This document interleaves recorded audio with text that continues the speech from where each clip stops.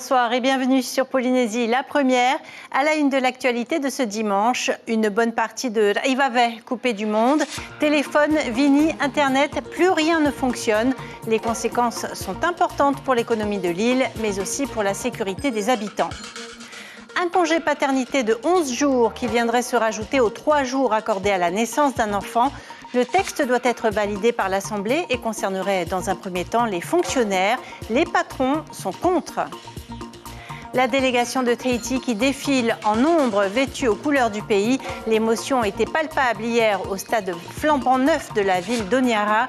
Les 17e Jeux du Pacifique sont officiellement ouverts.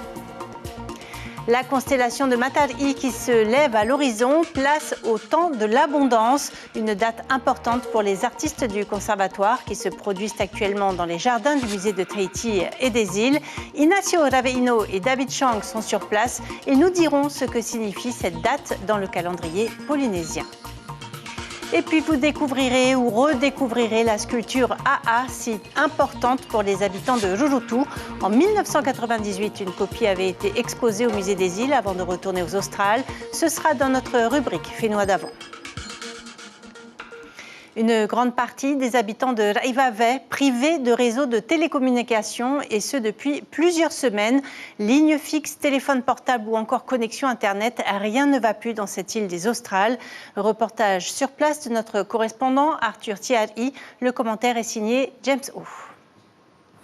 Les districts de Rairua Mahanato à 459 habitants et de Vaiuru 240 habitants sont coupés du monde depuis plusieurs semaines. Une situation insupportable pour la gérante de cette pension de famille. Depuis le mois d'août, je n'ai plus de téléphone fixe et donc je n'ai plus d'Internet depuis ce mois-là. J'utilise mes enfants qui habitent à Tahiti pour gérer mes réservations. Et là, depuis la semaine dernière, on n'a plus de téléphone. Le Vini ne marche plus ici à Raivavai. Et donc, je suis vraiment coupée du monde. Selon l'opérateur, les équipes techniques d'Onati sont activement engagées pour rétablir les connexions téléphoniques dans un délai estimé à 15 jours. En attendant, la gestion des situations d'urgence reste compliquée. Je compte sur les pompiers pour chercher les enfants si jamais ils se blessent avec leur ambulance. Sauf que je ne peux pas les appeler si je n'ai pas de Vini. Donc le souci ici, c'est que dès qu'il y a une coupure Internet, ça coupe non seulement Internet, mais aussi le Vini. Et le réseau de téléphone fixe, ça coupe tout en même temps. Plus inquiétant, le service de l'aviation civile n'est pas épargné par les problèmes de connexion. Plus de contact avec la tour de contrôle de Tahiti AA, alors que l'aérodrome de Raivavai est desservi 3 fois par semaine par un aéronef d'Air Tahiti. Il faut savoir que sur un aérodrome, le téléphone, c'est un élément très important dans l'exercice de nos fonctions qui est en tant qu'office. On a un service à fournir, c'est le service d'alerte et d'information et également pour la coordination avec la tour de contrôle de Tahiti. Aujourd'hui, la population de Raivavai interpelle directement le haut-commissaire et le président du pays afin de leur apporter des solutions concrètes en urgence. Et toujours aux Australes, un homme a été retrouvé sans vie hier dans une cabane du village de Peva, à l'est de Rurutu. L'homme était âgé de 57 ans et selon le médecin dépêché sur place, il s'agit d'une mort naturelle. Le décès remonterait à plusieurs jours. Écoutez ce témoin au micro de Tauhiar et Taputu. J'ai découvert le corps hier aux alentours de 17h, qui était déjà en état de décomposition avancée. Comment j'ai su ? C'est à cause des odeurs. C'est alors que je me suis approché de la cabane. La porte était fermée sans savoir que quelque chose s'était produit à l'intérieur. C'est là que j'ai aperçu le corps complètement abîmé. 11 jours supplémentaires de congé paternité. Ils viendront s'ajouter aux 3 jours déjà existants. Le projet de loi est dans les tuyaux. La mesure ne s'appliquera dans un premier temps qu'aux agents de l'administration, selon la ministre du Travail et de la Fonction publique. Mais les patrons craignent son extension au privé. Caroline Fari, Ismaël Tahiata, Patita Savea. Les papas, fonctionnaires polynésiens, vont pouvoir pouponner un peu plus longtemps. Au total, 14 jours de congé paternité. Objectif, permettre aux hommes de s'investir davantage dans la parentalité. L'idée évoquée dans le programme du Tavini est de s'aligner sur les communes déjà bénéficiaires de la mesure. Le texte a été présenté au Conseil supérieur de la fonction publique, qui l'a adopté à l'unanimité. Le coût estimé pour l'administration est de moins de 5 millions par an, parce que on a enregistré une vingtaine de naissances par an pour les agents d'administration. Une fausse bonne idée pour le patron des patrons qui déplore une mesure opposée à la volonté de réduire le train de vie du pays. C'est une mesure qui va coûter évidemment au pays et donc qui va obliger, ou en tout cas potentiellement obliger à trouver de nouvelles taxes pour aller augmenter les revenus du pays. C'est d'ailleurs ce qu'ils sont en train de faire aujourd'hui et ce qui nous pose d'ailleurs de très grands problèmes puisqu'il n'a jamais été prévu d'augmenter les taxes. Ça, c'est la première chose. Ensuite, augmenter les taxes, ça veut dire que c'est les entreprises qui vont payer puisque les taxes aujourd'hui se font globalement sur l'activité et donc sur le chiffre d'affaires. Même son de cloche pour le représentant des petites et moyennes entreprises. L'heure est aux économies selon Christophe Play qui craint la recrudescence des embauches au noir et une extension au secteur privé. Même s'il y a dialogue avec les partenaires sociaux, ça s'imposera, puisque pourquoi faire une discrimination entre les salariés du public et du privé? Le troisième argument, c'est que c'est un énorme appel d'air pour le travail illégal et clandestin. Je veux parler de l'embauche des patentés. On sait très bien que les jeunes entrepreneurs, maintenant, avec toutes les contraintes qui sont liées à l'emploi salarié, iront embaucher des patentés et ne se serviront plus de salariés. À terme, il s'agit de rattraper le retard sur l'Hexagone où 28 jours de congé paternité sont déjà accordés. La mesure qui ne concernerait dans un premier temps que le public doit encore passer par les voies parlementaires. Oui, et des concertations avec les partenaires sociaux devraient avoir lieu selon Vanina Krolas. Direction les Salomons à présent pour les 17e Jeux du Pacifique.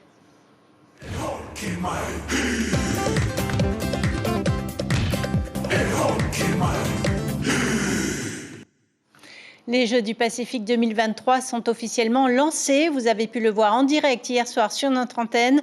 La cérémonie d'ouverture a tenu toutes ses promesses. La délégation tahitienne était fière de défiler en rouge et blanc devant des milliers de téléspectateurs. Plus de 10 000 spectateurs avaient fait le déplacement. Les 24 nations océaniennes étaient représentées dans le nouveau stade national d'Honiara. Écoutez l'émotion de notre délégation. J'ai jamais vu à Tahiti, hein. Mais là, il y a plein d'émotions. Et heureux aussi, accueillir comme ça devant un public, ça fait chaud au cœur. C'est une belle expérience, hein. Quand on a vu le stade, il est vraiment énorme, il est gigantesque. Et pour Tahiti, c'est une première pour nous de voir tout ça. C'est extraordinaire, on a bien été accueillis malgré l'attente. Mais sinon, tout est beau. Le rassemblement qui fait la différence quand même. Et certaines compétitions ont déjà débuté. En basket, deuxième défaite en 2 matchs pour Tahiti.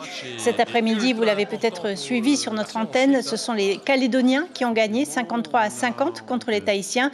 C'était le deuxième match de la poule B. Nos basketteurs ont perdu le match sur les lancers francs. Leur prochaine rencontre aura lieu demain contre les Tonga et il faudra la remporter pour espérer se qualifier. Et sachez que nous serons à nouveau en direct demain à 15h pour du foot féminin. Tahiti affrontera les Tonga. Maruki Duri sera à nouveau aux commandes pour commenter le match. L'archipel des Salomons est constitué d'une douzaine d'îles principales et de près d'1 millier d'îles plus petites. La capitale d'Honiara est située sur la côte nord-est de l'île de Guadalcanal. Lors de son jour de repos, l'équipe de foot a pu visiter cette ville qui compte à elle seule plus de 92 000 habitants. Ari Hoe Afana et Gilles Taoutou ont suivi les joueurs après leur entraînement.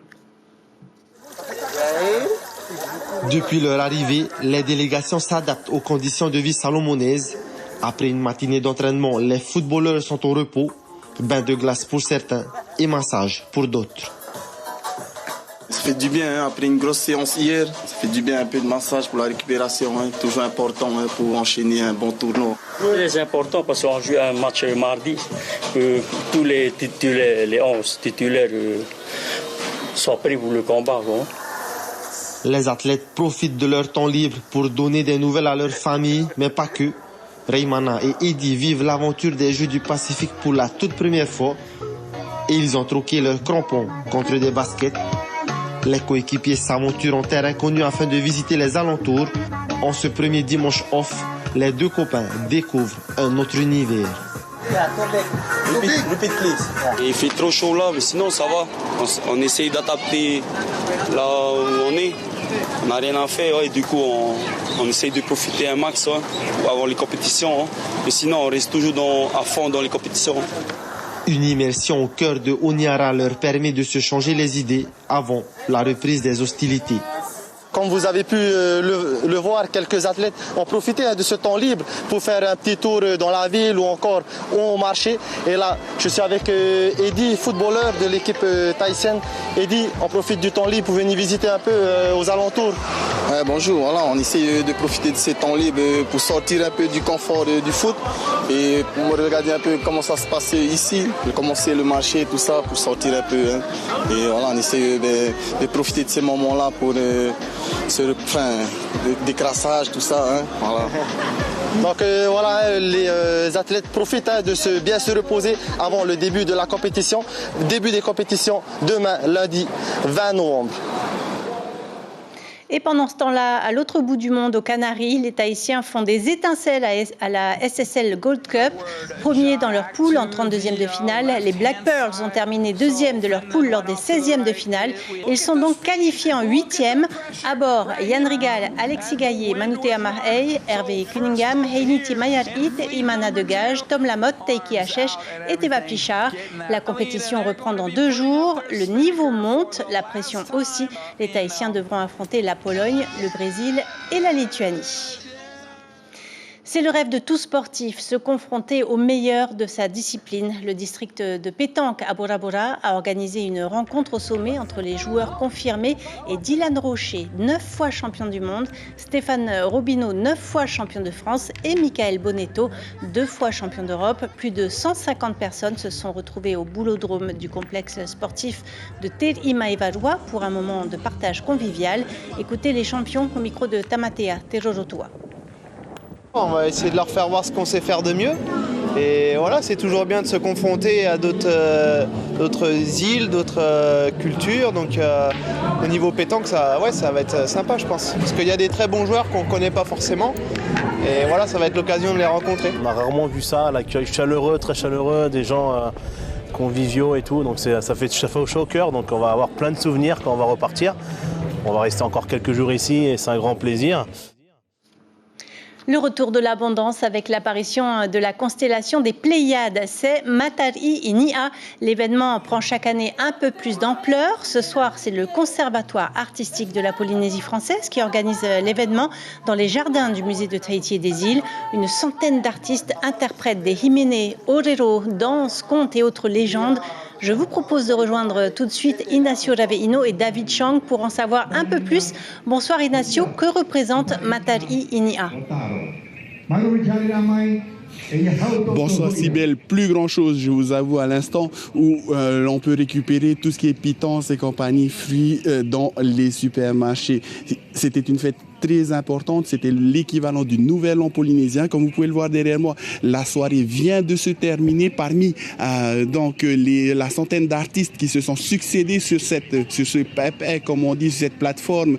Il y avait des pontes de la culture polynésienne, mais aussi parmi le public qui s'est amassé ici, des pontes de la culture polynésienne comme Piero Freire, Piero Yorana. Piero, pour toi, la cérémonie vient de se terminer. En quoi est-ce que cette cérémonie était importante ?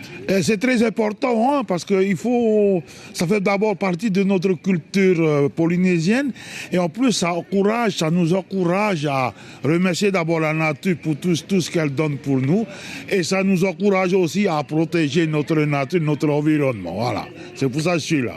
Matari, à cette époque actuelle, qu'est-ce que ça représente ? Ça représente la nature qui donne tout, quoi. Qui nous donne tout ce qu'elle nous donne pour nous, pour vivre, quoi. Voilà. Et je voudrais aussi saluer Rapa. Maruru Piero pour cette intervention. Voilà Sibelle, donc ce que l'on peut dire. Et on pourrait rajouter que, en fait, ce soir, c'était une ode à l'oralité de la culture polynésienne, puisque rien n'était écrit, tout était dit, tout était chanté, tout était aussi dansé pour pouvoir partager donc cette culture polynésienne à un public qui a été finalement très réceptif. Merci beaucoup Ignacio. Merci également à David Chang. L'association Haururu s'est fortement investie dans la reconnaissance de cette date majeure du calendrier polynésien. Demain soir à 17h, Matar Inia sera célébré comme chaque année à l'embouchure de la rivière Vaituoru à Papen'o. La culture se vit aussi au Tuamotu. L'association Tamariki Peuanui de Manihi a fait le pari d'organiser un voyage en Nouvelle-Zélande en cette fin d'année. Objectif, promouvoir l'identité Paumotu et la partager avec les cousins maoris. Levée de fonds, demande de subvention. L'association n'a pas encore bouclé son budget et cherche des donateurs. Les précisions de la présidente, elle répond à Heimana Mataoa. Nous emmènerons un groupe de 31 personnes, tous danseurs, chanteurs, musiciens, et nous sommes fiers au fait de partir en Nouvelle-Zélande et d'y représenter notre atoll Manihi. Et bien sûr qu'un voyage de cette envergure coûte énormément d'argent, surtout que nous venons de Manihi, donc on doit tout déplacer à Tahiti pour pouvoir partir de Tahiti et aller en Nouvelle-Zélande. Nous cherchons toujours des financements, donc je fais appel à de généreux sponsors qui veulent bien aider les Paumotu à quitter leur atoll et à aller en Nouvelle-Zélande pour faire la promotion de notre île, quoi. Et petit parfum du Festival des Marquises qui approche à grands pas. Les artisans de la Terre des Hommes exposent leur savoir-faire au Parc Expo de Mamor. Ils sont 92 cette année. Colliers, sculptures de pierre et de bois, bijoux en graines sont proposés à la vente. Et pour mieux appréhender le talent des sculpteurs, un concours de reproduction d'une rame oiseau ancestrale en bois a été organisé. On voit cela avec David Chang et Jérôme Lee. C'est une des rames oiseaux ancestrales qu'utilisaient les Marquisiens aux temps anciens. Sur cette feuille, une photo de la relique que 6 exposants vont tenter de reproduire à l'identique. Warren, jeune artisan de Hivaoa, y voit un challenge personnel, mettre en pratique ce qu'il a appris de son père, graveur lui aussi. D'être parmi des personnes beaucoup plus expérimentées que moi et d'être parmi eux, de les voir avancer à un rythme beaucoup plus élevé que le mien. Et du coup, là aujourd'hui, ce matin, je me suis réveillé avec cette motivation de les suivre. Frédéric Timao est un sculpteur plus aguerri. Il a plus de 30 années d'expérience, mais c'est la première fois qu'il participe à un concours. Son style, c'est la sculpture à la main. C'est difficile, c'est ça. C'est la sculpture à tout rempli. Oui.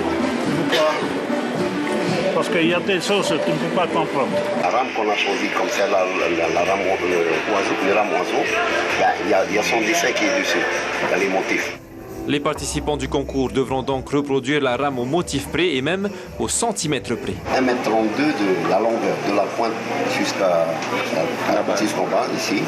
Et après, il y a diamètre 4 de la manche et la pointe, c'est 25 cm. Date limite vendredi prochain et la remise des prix, elle, aura lieu le samedi 25 novembre, avant-dernier jour du salon. C'est une divinité très importante pour les habitants de Rurutu. La statue Aa représente à elle seule le patrimoine de cette île des Australes. L'original est aujourd'hui exposé au musée de Tahiti et des îles, mais il existe plusieurs copies. Grâce à ce reportage de Brigitte Olivier et Patrick Tinsing, tourné en 1998, vous allez connaître la destinée de l'une de ces copies. C'est notre Fénois d'avant de ce dimanche.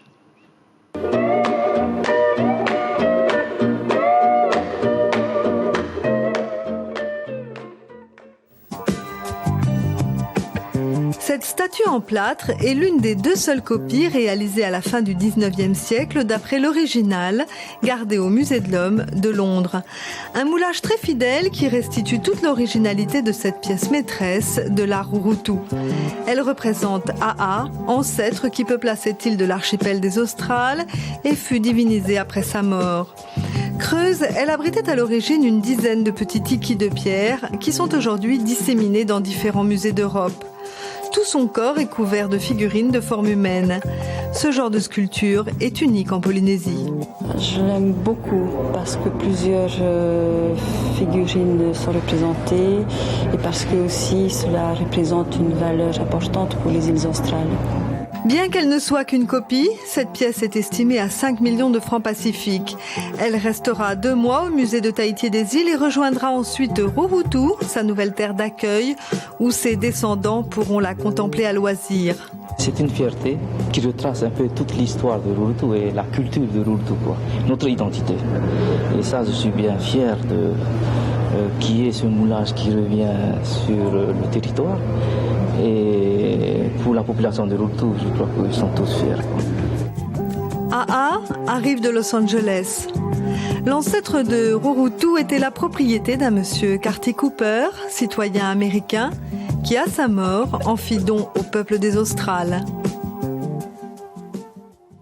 Nous retiendrons cette information principale. Un nouveau projet de loi est dans les tuyaux. Il permettrait d'offrir aux agents de l'administration un congé paternité de 11 jours qui viendrait s'ajouter aux 3 jours actuellement accordés à la naissance d'un enfant. Les patrons s'indignent et craignent l'extension de cette mesure au privé. Dans l'Hexagone, le congé paternité est de 28 jours. Quelques rendez-vous pour la semaine à venir. Avant de se quitter, demain, c'est la journée internationale des droits de l'enfant. Ce sera à 8h au complexe sportif de Talavor en présence des ministres de l'Éducation, des Sports et des Solidarités. Ce lundi marque également l'ouverture du 105e congrès des maires de France.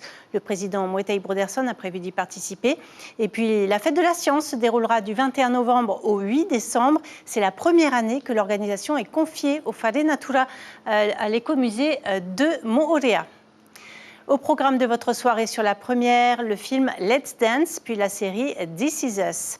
Et puis à la une de Tahiti Info, ce lundi, orage mécanique. On arrive au terme de cette édition. Merci de l'avoir suivi. Passez une excellente soirée sur nos antennes et à demain.